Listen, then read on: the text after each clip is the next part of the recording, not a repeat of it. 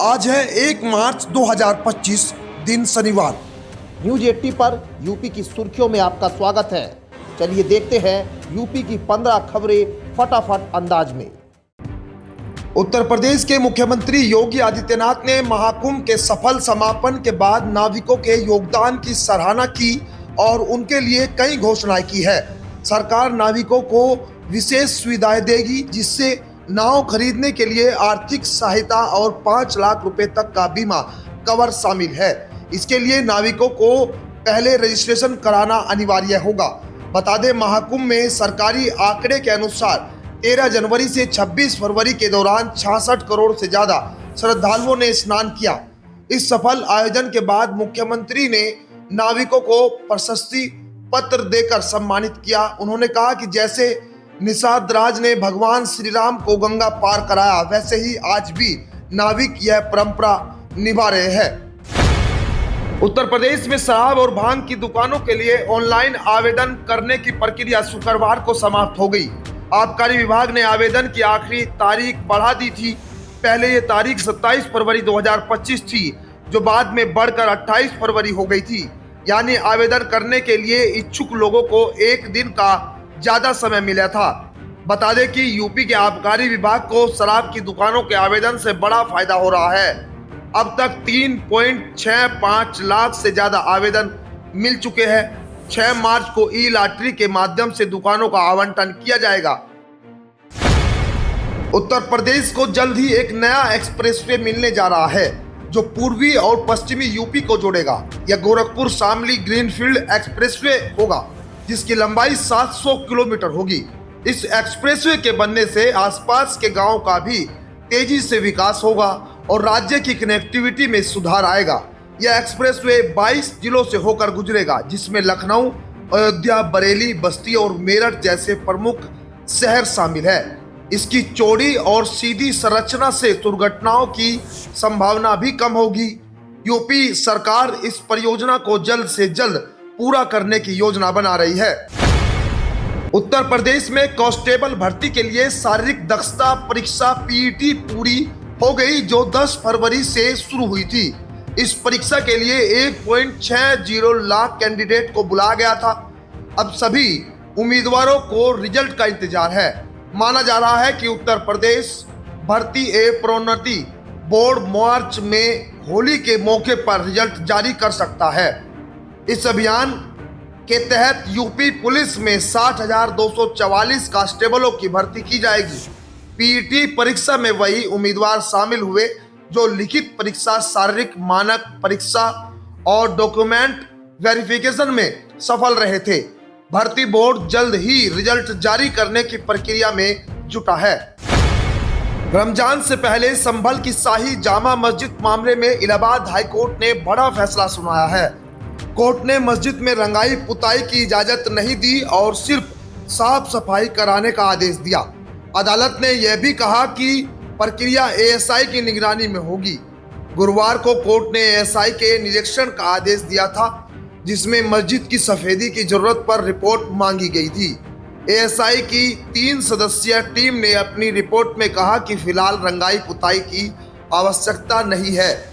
इसके बाद हाईकोर्ट ने सिर्फ साफ सफाई की अनुमति दी और मामले की अगली सुनवाई के निर्देश दिए। उत्तर प्रदेश विधानमंडल सत्र के दौरान शुक्रवार को राष्ट्रीय लोकदल के विधायकों ने समाजवादी पार्टी और कांग्रेस पर हिंदी भाषी का विरोध करने का आरोप लगाया। रालोद नेताओं ने सपा प्रमुख अखिलेश यादव और कांग्रेस नेता राहुल गांधी से इस मुद्दे पर अपना रुख स्पष्ट करने की मांग की। इस बीच विधान परिषद की कार्यवाही को 3 बजे तक स्थगित भी किया गया था। यूपी सरकार के मंत्री अनिल कुमार ने एक्स पर लिखा कि रालोद ने तमिलनाडु के मुख्यमंत्री एम.के. स्टालिन के हिंदी विरोधी बयान का विरोध किया है और इंडी गठबंधन के नेताओं से उनकी स्थिति स्पष्ट करनी चाहिए। बिजनौर के हल्दौर में भाकियू टिकैत कार्यकर्ताओं ने पुलिस द्वारा बेकसूर लोगों के खिलाफ झूठे मुकदमे में रिपोर्ट दर्ज करने समेत आदि मांगों को लेकर रैली निकाली और थाने पहुंचे। थाने पहुंचने पर पुलिस ने किसानों को रोकने का प्रयास किया। आक्रोशित किसान व पुलिस की तीखी नोकझोंक हुई। किसान अपनी मांगों को लेकर थाना परिसर में बैठ गए और विरोध प्रकट करते हुए धरना प्रदर्शन शुरू कर दिया। शुक्रवार को भाकियू टिकैत गुट के कार्यकर्ता रेलवे फाटक पर प्रदेश महासचिव ठाकुर राम अवतार सिंह की अगुवाई में एकत्र हुए।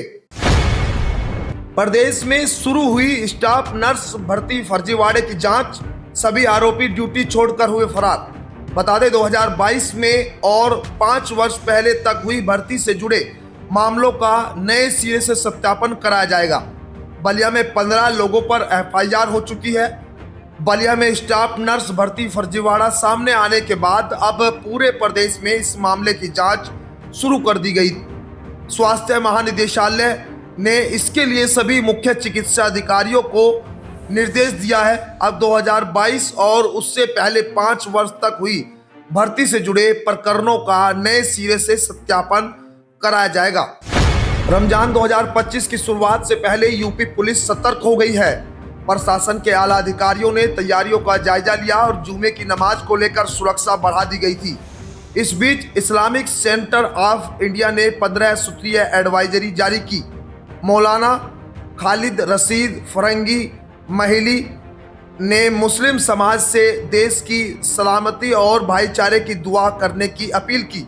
एडवाइजरी में सहरी के वक्त शोरगुल से बचने, नमाजियों की गाड़ियों को सही स्थान पर खड़ा करने और साफ सफाई बनाए रखने पर जोर दिया गया है।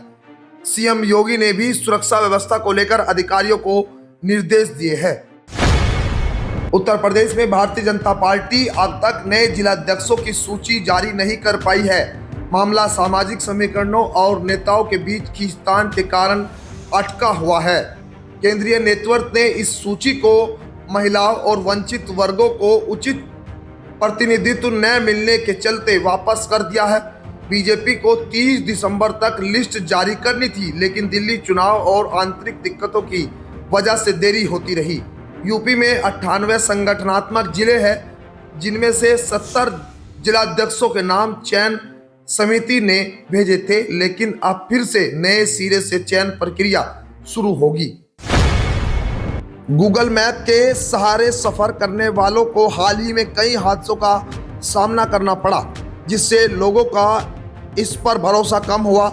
इसी समस्या को हल निकालने के लिए national highway authority of India और दिल्ली आईआईटी ने एआई आधारित एक तकनीक विकसित की है। इस तकनीक से देश के 25,000 किलोमीटर हाईवे का सर्वे किया जाएगा। इससे सड़क के सही संकेतकों का डेटा इकट्ठा कर सॉफ्टवेयर में सुरक्षित किया जाएगा। दिल्ली से कानपुर हाईवे का यह सर्वे शुरू हो चुका है। यह डेटा गूगल को भी भेजा जाएगा, जिससे गूगल मैप में सही मार्ग दिखाया जा सके और सफर के दौरान गलत रास्तों और हादसों से बचा जा सके। उत्तर प्रदेश विधानसभा के बजट सत्र में एक अनोखा नजारा देखने को मिला, जब मेरठ से समाजवादी पार्टी के विधायक अतुल प्रधान सफाई कर्मचारी के हुलिये में सदन पहुंचे। वे झाड़ू और डॉक्टर भीमराव अंबेडकर की तस्वीर लेकर आए और सरकार से सफाई कर्मचारियों की समस्याओं के समाधान की मांग की। अतुल प्रधान ने विधान भवन में चौधरी चरण सिंह की प्रतिमा के पास प्रदर्शन किया और सरकार पर सिर्फ दिखावे की राजनीति करने का आरोप लगाया। उन्होंने कहा कि मुख्यमंत्री योगी आदित्यनाथ ने महाकुंभ के बाद सफाई कर्मियों के साथ भोजन किया और प्रधानमंत्री नरेंद्र मोदी ने उनके पैर धोए, लेकिन इनसे उनकी वास्तविक समस्याओं का हल नहीं हुआ। भारतीय जनता पार्टी के कद्दावर नेता और पूर्व सांसद ब्रजभूषण शरण सिंह को इलाहाबाद हाईकोर्ट की लखनऊ बेंच से बड़ी राहत मिली है। यूपी सरकार की अर्जी पर अदालत ने उनके खिलाफ दर्ज आपराधिक मुकदमा वापस लेने का फैसला किया।